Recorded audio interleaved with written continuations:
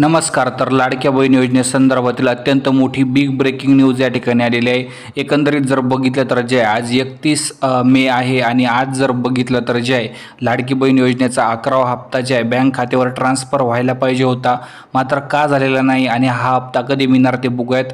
सध्या जर बघितलं तर जे आहे महाराष्ट्रात लाडकी बहीण योजना खूपच लोकप्रिय झाली आहे. आता प्रत्येक महिन्याच्या शेवटी योजनेतील लाभार्थ्यांना हप्ता कधी मिळणार याची चर्चा असते. अशातच लाडक्या बहिणींसाठी हप्त्यासंदर्भात काही अपडेट्स आले आहे. लाडक्या बहिणींच्या खात्यात आगामी 2 ते 3 दिवसात पैसे यायला सुरुवात होण्याची शक्यता आहे. आता जर बघितलं तर जे आतापर्यंत 10 हप्ते आलेले आहे, 11वा हप्ता येण्यासाठी थोडा विलंब होत आहे. मागचा हप्ता जर बघितला तर त्यालासुद्धा उशीर झालेला होता.